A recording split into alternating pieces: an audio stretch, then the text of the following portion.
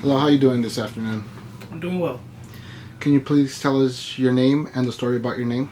My name is Juan and one story about my name or how I got it was my first name Juan came from one of my uncles from my grandpa's side, and then I learned that as I got older, and my middle name Angel came from um, during birth. I almost died, so it was more so like a miracle baby.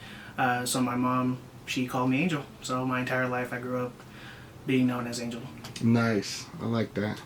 Can you tell us three words or phrases that describe your background and why those words or phrases are important to you? Always keep pushing.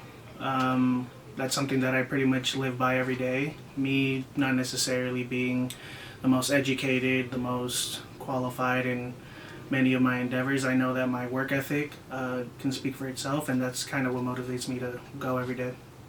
What is your favorite holiday or festival and why is it your favorite? I like Christmas because of the tamales that we have every year. Nice.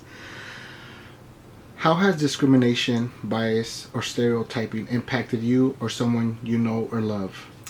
Um, I think that discrimination and racial bias has definitely affected a lot of my myself, but as well as my family members growing up, from not getting as many opportunities of, where we're from or just interviews, right, where you get screened and then they see your name instead of your background. So I think that that plays a huge deal in our day-to-day lives. And this might relate to what you're elaborating to.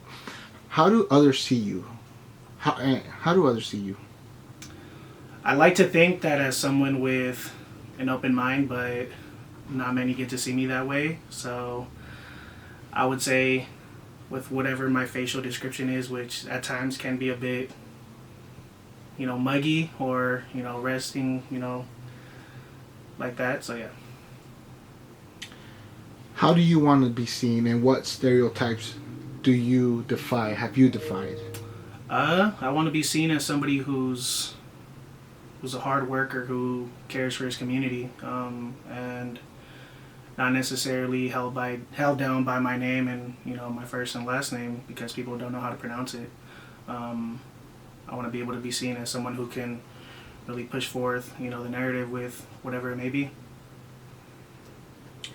How do your identities influence your day to day lived experiences?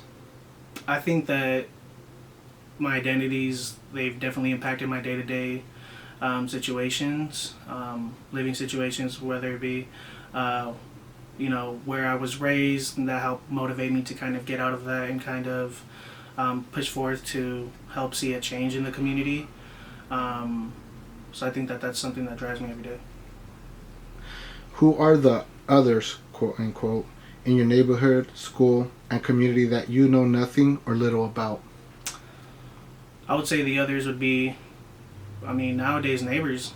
You have so many neighbors coming in from so many different um, places in the world that you don't, especially nowadays in 2021, we don't really connect with anymore, just because of those disconnects in life and just how we view each other. What one idea, thought, quote, practice would you most like to go viral and to teach the world? Or what would you think would most help your fellow classmates and members of your community or members of your community develop empathy? I would say embracing individualism and ensuring that everybody has a right to be themselves.